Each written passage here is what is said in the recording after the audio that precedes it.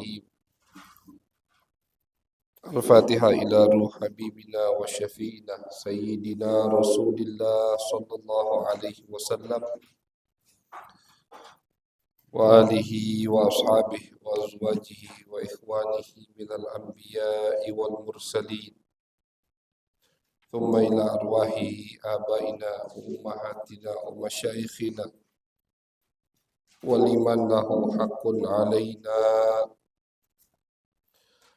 خصوصا مؤلف هذا الكتاب الإمام العلامة الفقيه عبد الله بن عبد الرحمن بن حاج فضل، بأن الله يغفر لهم ويرحمهم ويعلي درجاتهم في الجنة وينفعنا بأسرارهم وأنوارهم وعلومهم وبركاتهم في الدين والدنيا والآخرة بسر الفاتحة. أعوذ بالله من الشيطان الرجيم. بسم الله الرحمن الرحيم. الحمد لله رب العالمين الرحمن الرحيم مالك يوم الدين إياك نعبد وإياك نستعين اهدنا الصراط المستقيم صراط الذين أنعمت عليهم غير المغضوب عليهم ولا الضالين آمين. بسم الله الرحمن الرحيم. قال الإمام الشيخ المؤلف العلامة الفقيه عبد الله فضل في كتابه المختصر اللطيف إلى أن قال: فصل فروض الوضوء 6 أشياء. الأول النية، الثاني غسل الوجه جميعه شعرا وبشرا إلا باطن اللحية الكثيفة والعارضين الكثيفين. الثالث غسل يديه مع مرفقيه. الرابع مسح شيء من بشرة الرأس أو شعره ولو بعض شعرة في حده. الخامس غسل رجليه مع كعبيه. السادس الترتيب هكذا. Alhamdulillah, puji syukur kehadiran Allah Subhanahu wa Ta'ala. Salawat dan salam kita haturkan kepada baginda besar Nabi Agung Nabi Muhammad sallallahu alaihi wasallam. Masyarul hadirin wal hadirat, jamaah yang dirahmati oleh Allah. Kita sambung kajian daripada kitab Mukhtasar Al-Latif, pembahasan ilmu fikih atau ilmu bagaimana kita beribadah dengan benar,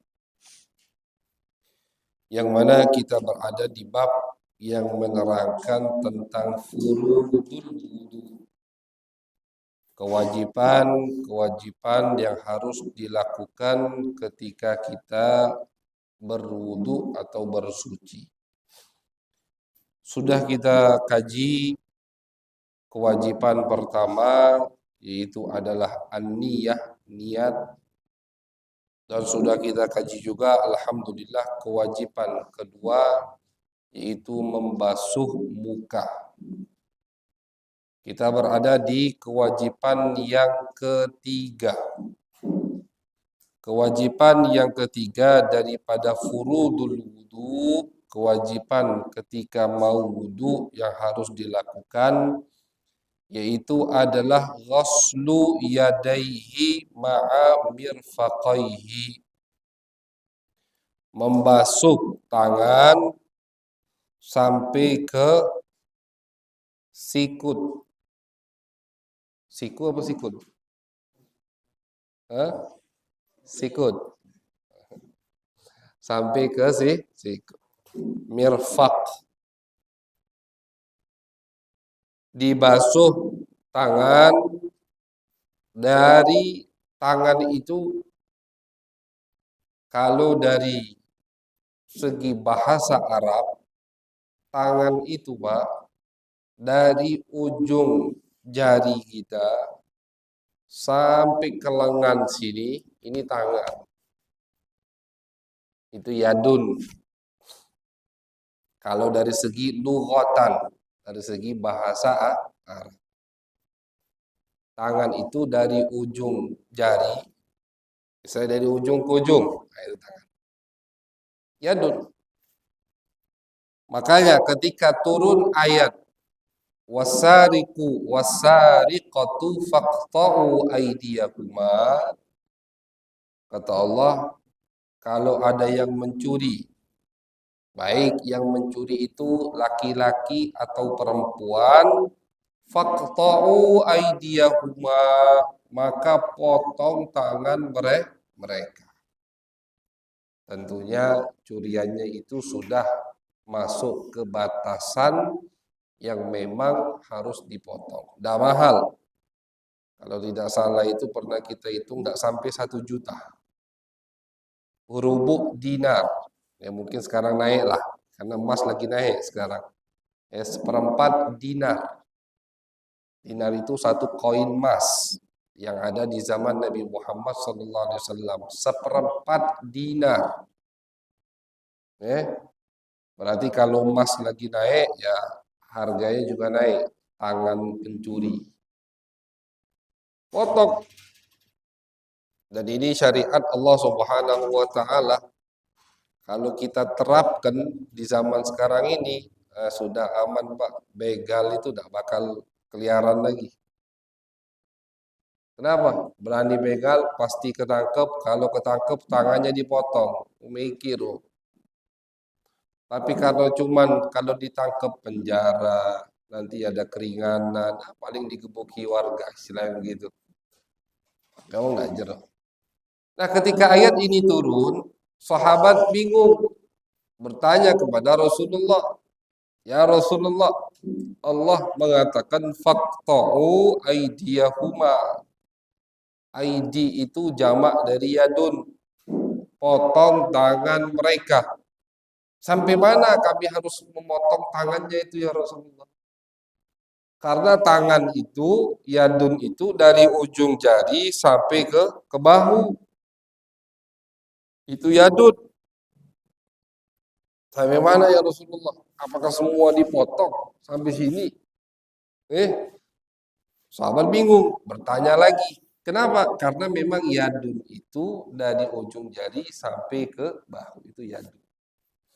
Dijelaskan sama Nabi Muhammad SAW, tidak, kata Nabi, yang dipotong bukan semua tangan, tapi yang dipotong hanya sebatas pergelangan tangan. Itu dijelaskan sama Nabi Muhammad SAW. Ini salah satu contoh bahwasannya Al-Quran itu butuh sekali dengan penjelasan Nabi besar Muhammad SAW. Kalau kata penjelasan Nabi, waduh, dipotong setangan tangan berarti. Nah, dijelaskan sama Nabi, tidak semua tangan sapi, tapi yang dipotong cuma sampai pergelangan tangan. Nah, jadi kata ulama, yadun tangan, kalau menurut lughatan bahasa Arab, di kamus Arab itu sampai ke ujung, sampai ke bahu.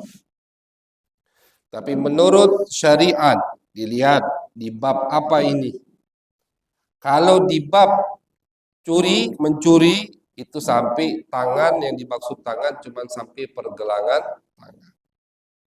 Tapi kalau yang dimaksud, misalkan di bab seperti yang kita kaji ini, bab wudu, maka yang dimaksud dengan tangan itu sampai ke sikut. Mirfaq. Ini semua di Al-Quran. Gitu. Jadi yadun di Al-Quran kalau di ayat mencuri sampai ke pergelangan tangan. Kalau yadun di Al-Quran di ayat wudu itu sampai mirfaq. Allah sebutkan. Ilal mirfaqain. Basuh tangan sampai ke sikut. Dan itu wajib dibasuh. Sikutnya itu itu wajib dibasuh. Memang ayatnya berbunyi basuhlah tangan sampai ke sikut. Ilah dalam bahasa Arab kalimat atau huruf ilah sama hatta itu ada bedanya. Misalkan ini kita ngaji dikit bahasa Arab. Safartu atau masyaitu min baiti hatta pemulutan. Misalkan. Ini kalau ada papan berlemak. Aku pergi dari rumah hatta sampai ke pemulutan. Kalimat berikutnya masyaitu min baiti ila pemulutan. Kalau dibahasa ke Indonesia sama. Mau pakai hatta atau pakai ila artinya sama. Aku pergi, aku jalan dari rumahku sampai ke pemulutan. Cuman ada bedanya. Kalau ana pakai kalimat hatta itu berarti pemulutan ana lewati. Ana lewati. Ana pergi, aku jalan dari rumahku sampai ngelewati pemulutan. Berarti sampai ke setelah pemulutan. Kalau pakai kalimat hatta. Jadi pemulutan masuk ke hatta. Tapi kalau pakai kalimat ila, aku jalan, aku pergi dari rumahku ila pemulutan sampai batas pemulutan. Pemulutan tidak masuk. Pemulutan tidak masuk. Berarti aku pergi dari rumah sampai ke desa sebelum pemulutan. Itu bedanya fungsi kalimat ila sama hatta. Jadi kalau ila pemulutannya tidak masuk, kalau hatta pemulutannya masuk. Di Al-Quran Allah memerintahkan membasuh tangan ilal mirfaqain sampai ke sikut mirfaqain. Artinya tidak masuk. Yang wajib dibasuh. Kalau dari ayat tidak masuk sikut. Kenapa? Karena Al-Quran pakai kalimat ila. Tidak masuk sikut. Tidak wajib dibasuh. Cuman kita tidak mungkin bisa membasuh sampai perbatasan antara tangan ke sikut. Kecuali sikut kita basuh. Disitulah diwajibkan juga membasuh sikut. Mirfaq. Tidak mungkin. Tidak mungkin bisa. Ada orang misalkan mau mengamalkan ayat mentah-mentah misalkan. Tidak mungkin. Cuma ada dua kemungkinan. Kemungkinan pertama dia basuh tangannya tidak sempurna. Ada yang kurang sedikit karena belum sampai batas sikut. Kemungkinan kedua lebih sampai ke sikut. Dari situ ulama mengatakan ada kaidah yang berbunyi ma la yatimmul wajib illa bihi fahuwa wajib. Sesuatu yang kalau tidak dilakukan maka yang wajib tidak sempurna, maka sesuatu itu hukumnya juga wajib. Kalau kita tidak membasuh sikut, maka kita membasuh tangan tidak bakal sempurna. Maka kata ulama berarti basuh sikut juga wajib. Agar apa? Agar kewajiban membasuh tangan ketika berwudu sempurna dan sah. Sehingga sholatnya juga sah. Begitu. Jadi ada kaidah yang berbunyi ma la yatimmul wajib illa bihi fahuwa wajib. Nah, jadi kewajiban yang ketiga dari furudul wudu, kewajiban wudu membasuh tangan. Bebas Pak, mau mulainya dari mana? Misalkan kita mau basuh tangan, mulai dari sikut yang dibasuh. Biasanya kalau yang basuh dari sikut ini, kalau model airnya pakai keran sekarang. Kalau kita pakai keran, kan yang kita basuh sikut dulu. Dari atas ke bawah. Atau kita mau basuh dari ujung jari ke sikut, boleh. Itu yang biasanya kalau wudunya pakai tangan, kayak nimba begitu, itu kan yang dibasuh jari-jari dulu, baru ke sikut, bebas. Yang mana yang bisa dilakukan, dua-duanya boleh. Tidak harus membasuh dari ujung jari sampai ke sikut. Nah, pakai keran saja gitu. Nah, gampang. Dua-duanya dilakukan oleh Nabi besar Muhammad sallallahu alaihi wasallam. Jadi boleh basuh dari atas atau dari ujung jari. Terserah. Yang penting semua terkena air. Yang penting semua terkena air. Dan wajib membasuh semua yang ada di tangan. Kalau di pembahasan membasuh muka kemarin, seperti yang kita jelaskan, misalkan ada orang yang memiliki jenggot yang tebal, tidak wajib kulit jenggotnya itu terkena air. Yang kita bahas kemarin kan, kalau jenggotnya tipis, maka kulit mukanya wajib terkena air. Tapi kalau jenggotnya tebal, tidak harus kulitnya terkena air. Karena jenggotnya tebal. Ini beda kasusnya kalau di tangan. Misalkan ada orang yang punya bulu cak rambut di tangan. Misalkan. Apakah tidak wajib kulitnya kena air? Tidak. Tetap wajib kulitnya terkena air. Walaupun di tangannya tadi ada bulu seperti rambut, seperti jenggot tebal misalkan. Tetap wajib kulitnya terkena air. Karena itu harus dihilangkan rambutnya itu. Aneh itu. Bukan fitrah atau tabiatnya manusia, harus dihilangkan. Kenapa harus dihilangkan? Karena air harus terkena kulit ketika wudhu. Atau kata ulama, misalkan ada daging lebih, ada jari lebih. Ustaz, biasanya orang ada 5 jari.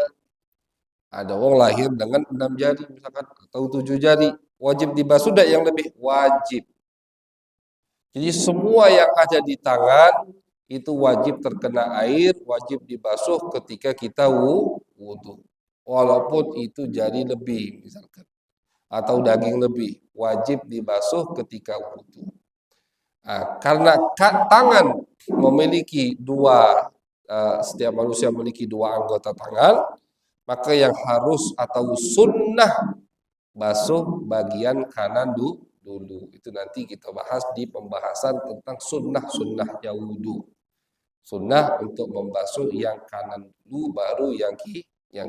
Nah, jadi itu kewajiban ketiga dari furudul wudhu, yaitu membasuh tangan.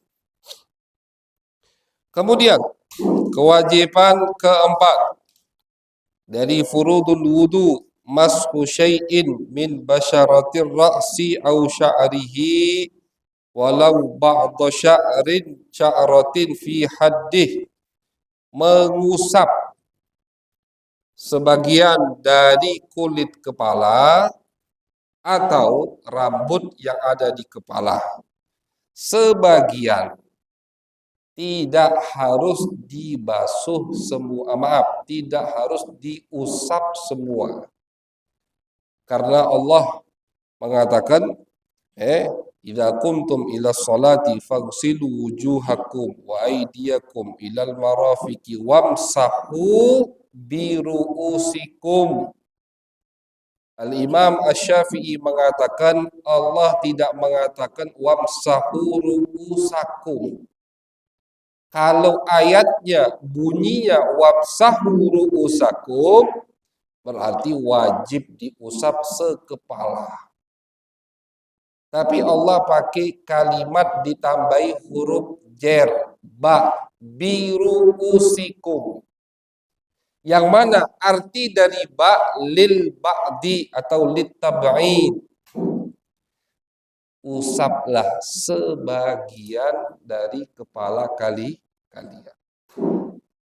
Usaplah sebagian dari kepala kalian.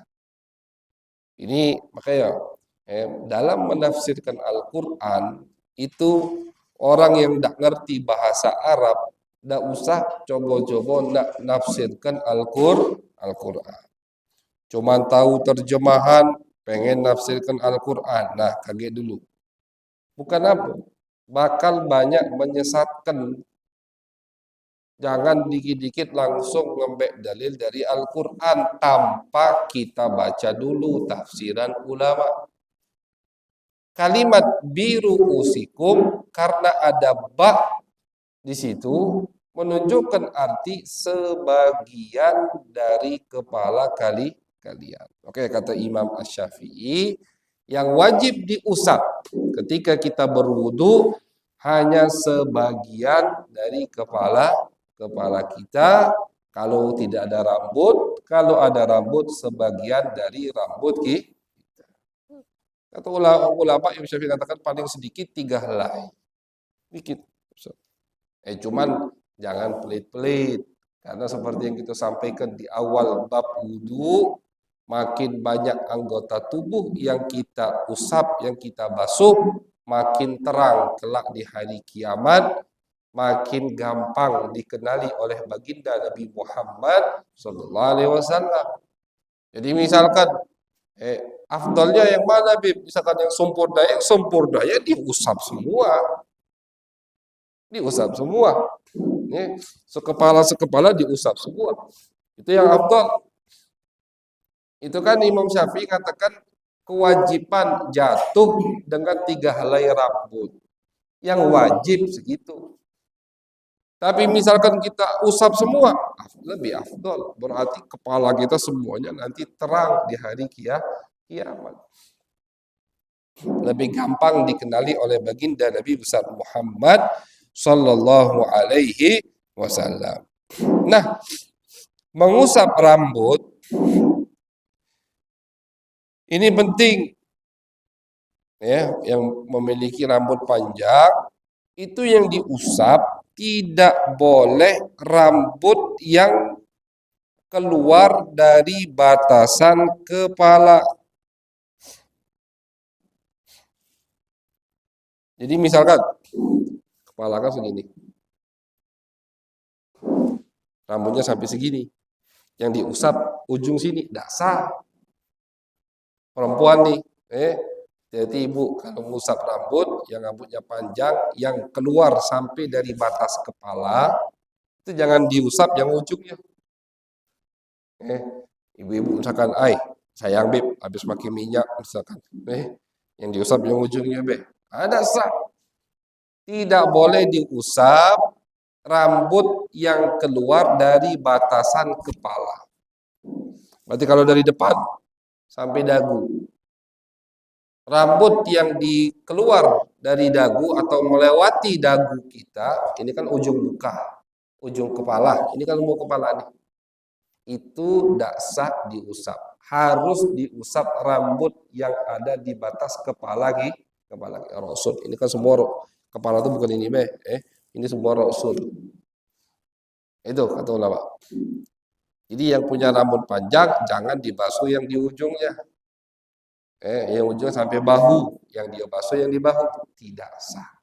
Harus yang dibasuh yang di bagian kepala, jangan sampai di bagian keluar dari kepala. Walaupun misalkan rambut yang keribu. Karena kalau rambut keribu itu panjang kalau ditarik. Kalau udah ditarik tidak panjang. Nah itu hati-hati juga. Misalkan dia tarik rambutnya sampai ke bahu. Tapi kalau dia lepas rambutnya naik ke atas. Dia basuh ujungnya nah cukup. Harus basuh yang nempel atau yang masih di dalam batas kepala. Ya sudah gitu basuh galau kalau biar tidak ribet yang keriting itu. Kemudian umpama orang tidak memiliki rambut, berarti yang harus dibasuh kulit dari kepala. Ya, bukan arti oh dak katik rambut dak wajib usap kepala, wajib tetap. Yang harus dibasuh kalau tidak punya rambut yaitu kulit dari kepala sedikit cukup.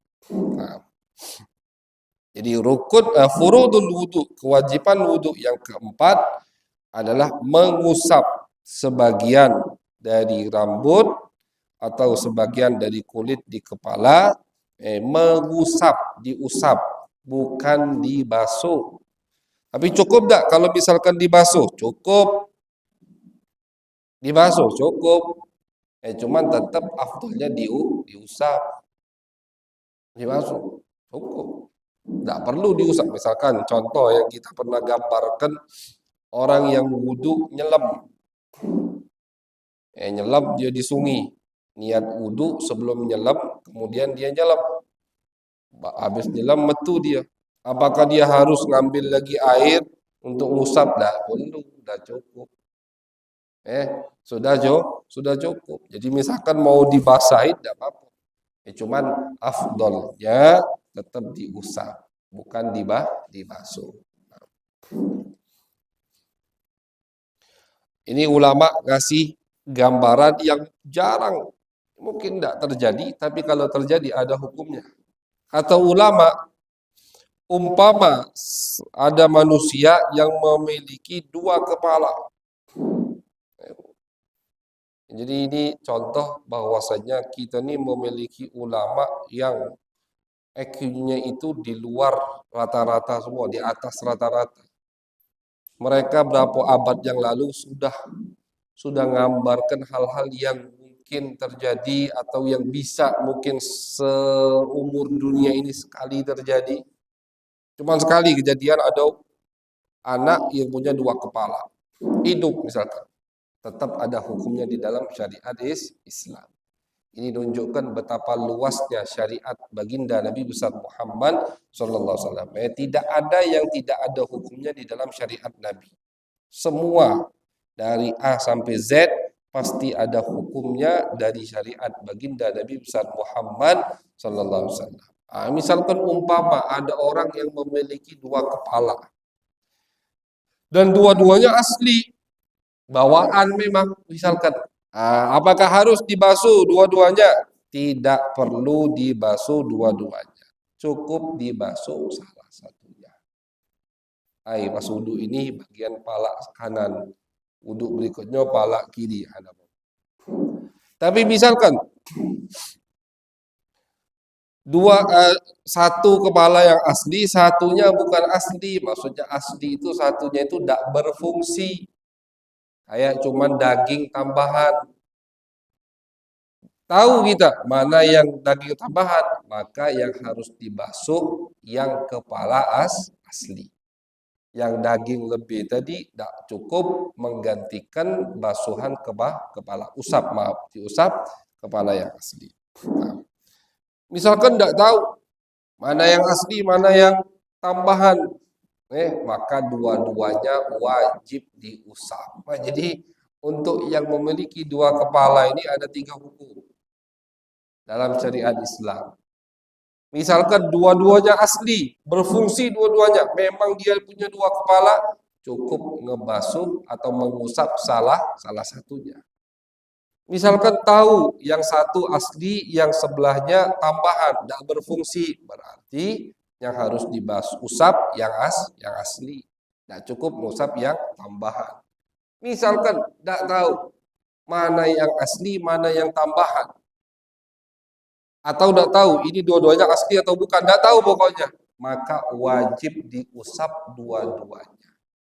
Wajib diusap dua-duanya. Ini contoh yang disebutkan oleh muallif untuk orang yang memiliki dua kepala. Nauzubillah min dzalik, karena itu aneh. Nah. Kemudian furudul wudu yang kelima, ghuslu rijlaihi ma'a ka'baihi. Membasuh kaki sampai ke mata kaki. Mata kaki wajib dibasuh. Makanya kata ulama, yang afdol itu betis juga dibasuh. Sampai setengah betis itu dibasuh. Jangan pelit niat. sampai mata kaki pas, dia basuh. Udah jangan basuh sampai betis, tidak apa-apa. Itu lebih afdol. Basuh kaki sampai ke betis. Basuh kaki, semua yang ada di kaki wajib terkena air.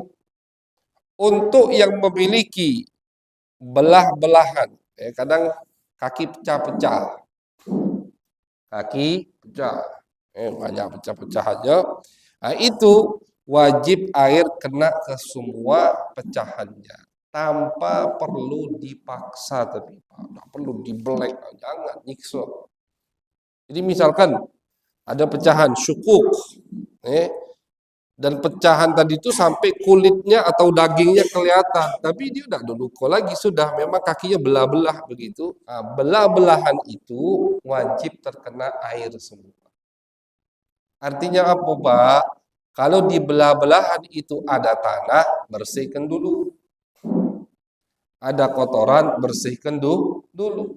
Karena belah-belahan, pecah kaki itu, pecah bagian pecah-pecahnya itu wajib terkena air ketika kita membasuh kaki mau wudu. Wajib dibasuh. Wajib terkena air. Tapi tidak wajib sampai dibelek atau dipaksakan, tidak.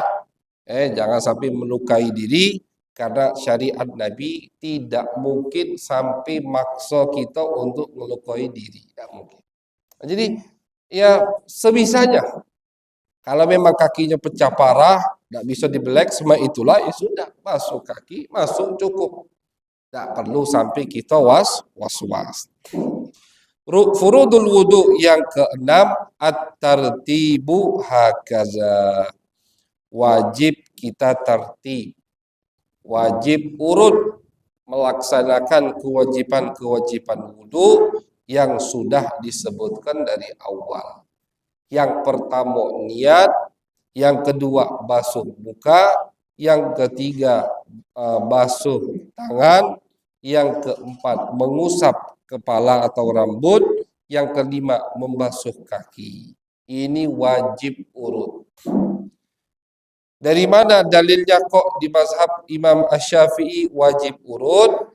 Imam Asy-Syafi'i mengambil dalilnya dari cerita ketika sahabat bertanya kepada Nabi. Karena kalau kita pahami di nas konteks ayat yang disebutkan tentang wudu, itu tidak ada sebutan wajib tartib, wajib urut, kate di situ. Allah cuma menyebutkan 4 kewajiban wudu. Idza kumtum ila shalah, kalau kalian mau salat, maka fagsilu wujuhakum, basuh muka kalian. Wa aydiyakum ilal marafiq, tangan kalian sampai ke sikut basuh. Wamsahu bi ru'usikum, usap sebagian dari kepala kalian.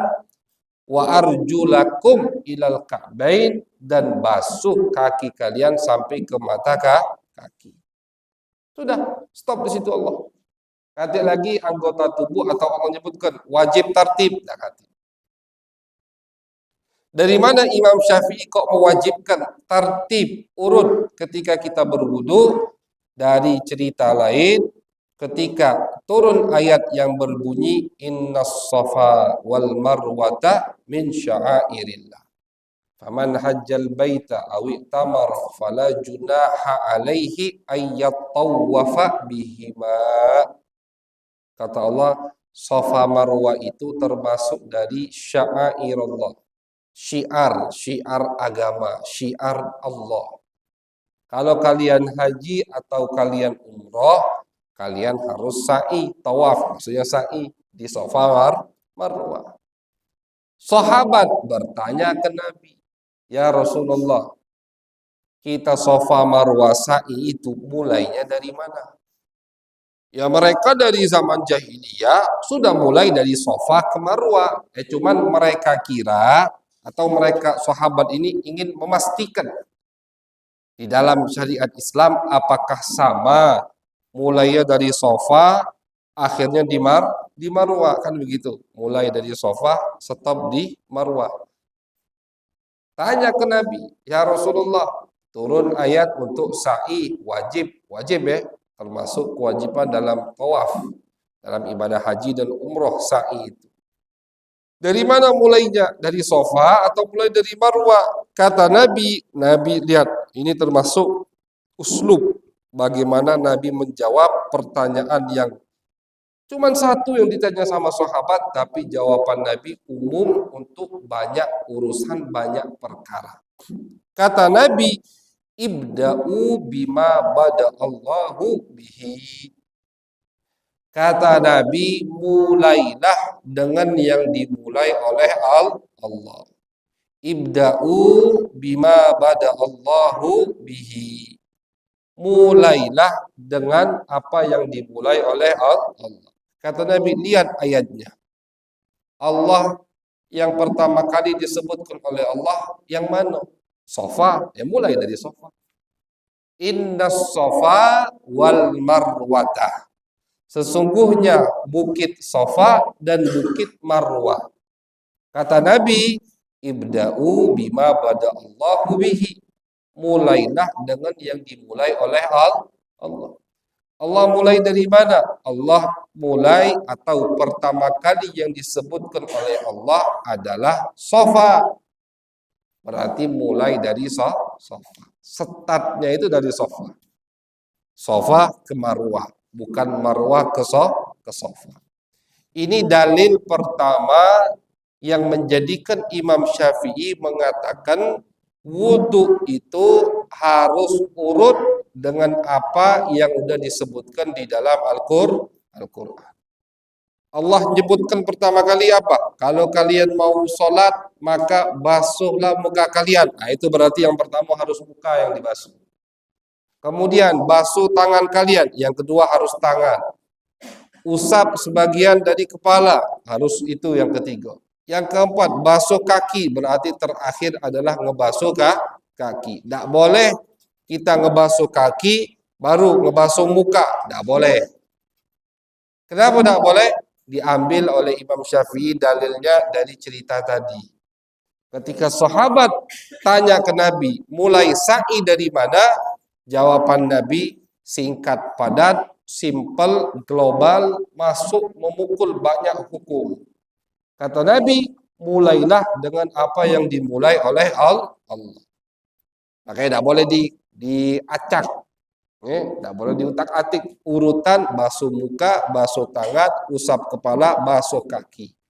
Itu dalil pertama dari Imam Asy-Syafi'i yang mewajibkan kita wudhu untuk urut dalam membasuh anggota tubuh yang sudah disebutkan oleh Allah Subhanahu wa taala di dalam Al-Qur'an.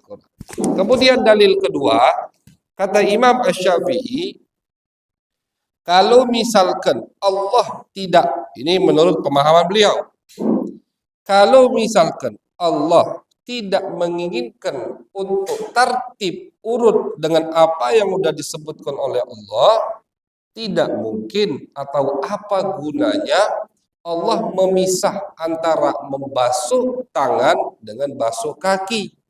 Dipisah dengan apa? Dipisah dengan mengusap kepala.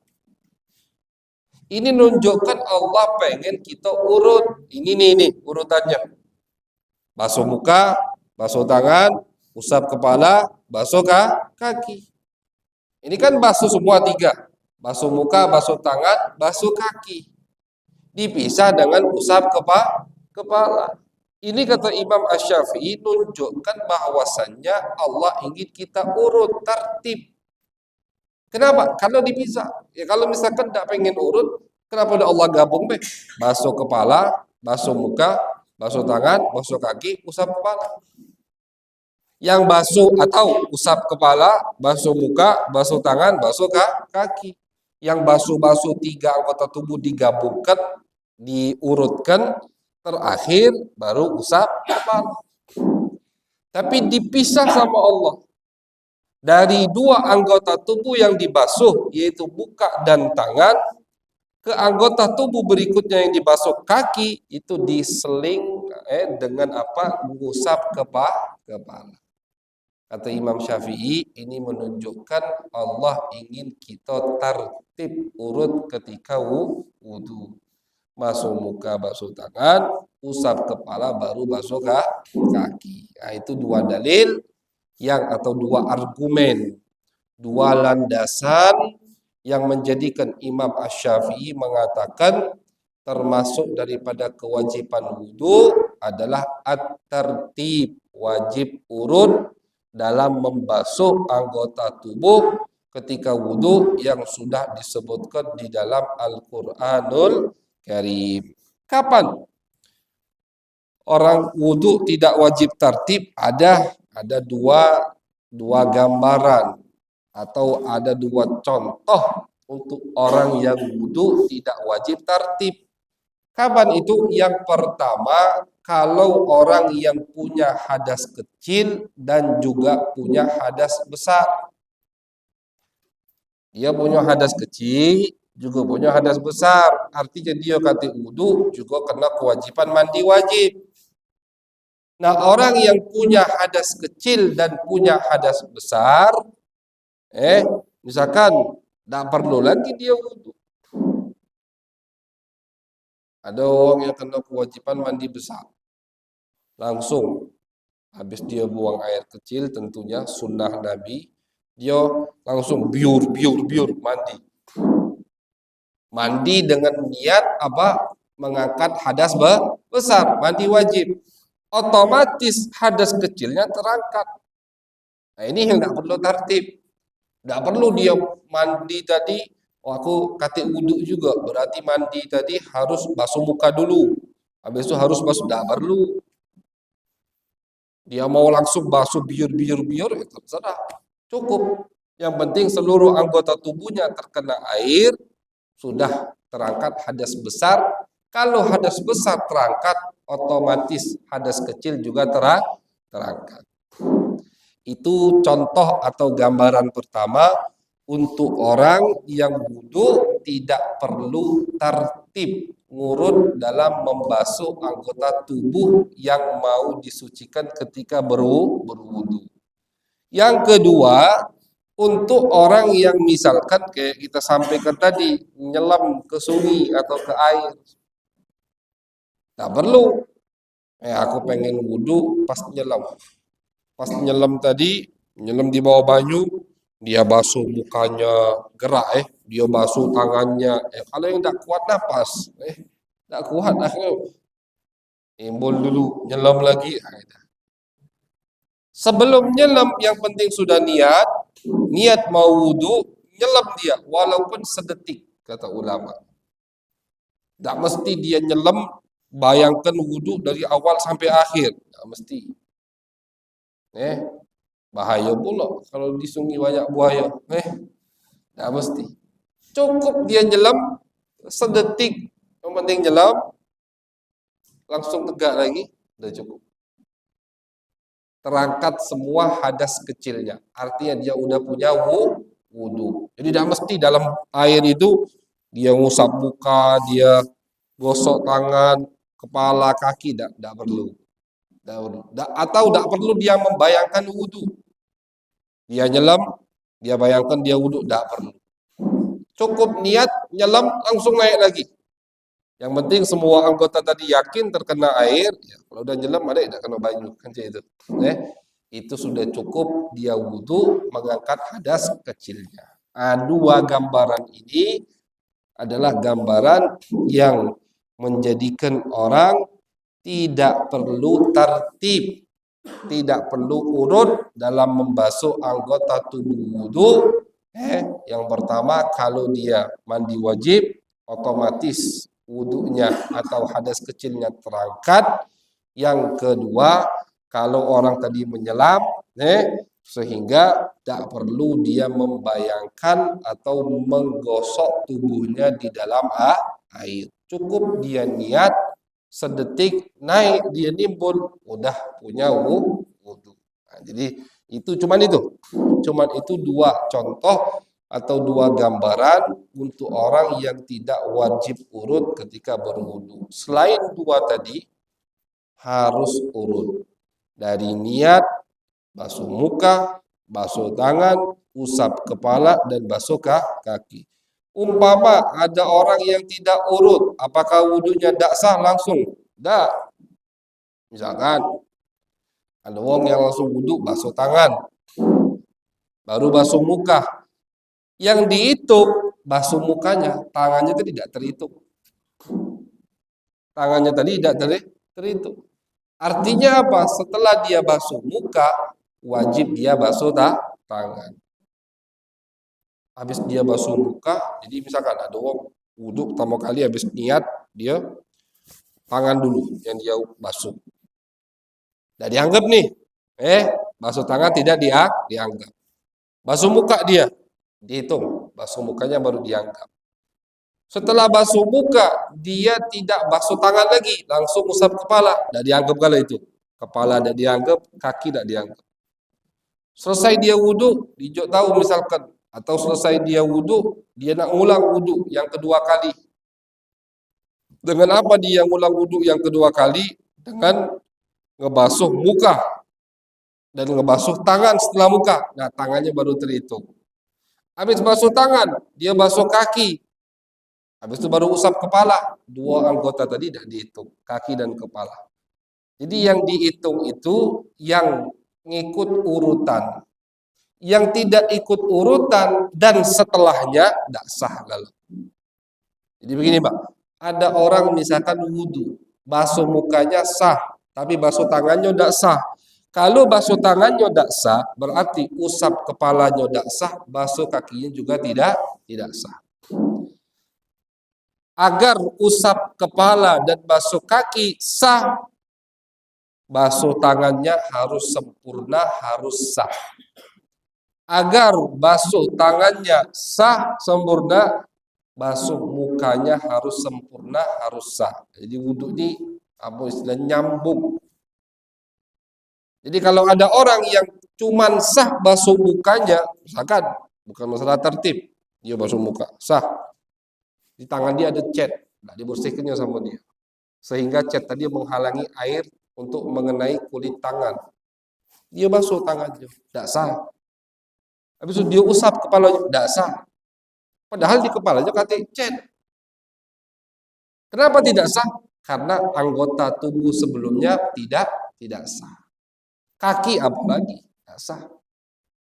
Jadi yang tidak sah atau anggota tubuh yang tidak sempurna itu tidak mengesahkan basuhan anggota tubuh tersebut dan anggota tubuh setelahnya. Ketika ngebasuh tangan, basuh tangannya tidak sah, berarti otomatis ngusap kepala dan basuh kaki tidak sah dan seterusnya. Nah itu. Nah, jadi agar basuh tangan sah, basuh mukanya harus sah. Agar mengusap kepalanya sah atau sempurna, basuh tangannya harus sempurna. Agar basuhan kakinya sempurna, sah, ngusap kepalanya harus sempurna. Itu sebelumnya harus sempurna dulu, baru yang dilakukan akan sempurna. Jadi tidak bisa misalkan, oh yang tidak sah basuh tangan be, selesai dia wudhu misalkan, tidak taunya ada cat di tangannya. Nah ini berarti wudhunya belum sah kan? Oh, udah aku cukup basuh tangan beda. Bersihkan itu basuh tangan dan usap kepala, basuh kaki. Tidak perlu basuh muka lagi. Kenapa tidak perlu basuh muka? Karena muka anggota tubuh sebelum tangan. Yang tidak sah tangan. Jadi yang harus diulang atau yang bermasalah, yang tidak sah sama anggota tubuh yang setelah tidak sah tadi. Tangan tidak sah karena ada cat, berarti dia harus ulang basuh tangan, usap kepala dan basuh kaki. Walaupun di kepala dan kakinya tidak ada cat. Muka tidak perlu diulang. Nah, jadi misalkan nak ulang wudhu, tidak tahunya di tangan ada cat, tidak perlu basuh rai lagi. Karena seperti yang kita sampaikan, wudhu itu tidak harus nyambung. Jam-jam boleh dipisah-pisah setiap basuh anggota tubuh, walaupun sunnahnya nyambung. Nah, misalkan yang ada cat bagian kaki, ya sudah. Tinggal hilangkan cat di kaki, tinggal basuh kaki. Tidak perlu ngulang dari basuh muka, usap kepala, basuh tangan. Tidak perlu. Kenapa? Karena yang tidak sah cuman kaki. Nah, itu kurang lebih penjelasan tentang furudul wudu yang ada 6 sudah kita jelaskan. Alhamdulillah. Insya Allah pembahasan berikutnya yang akan kita kaji di pertemuan mendatang adalah sunanul wudu.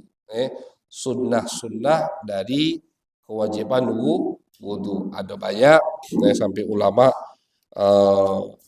beda-beda dalam menyebutkan jumlah anggota, jumlah sunnah wudu.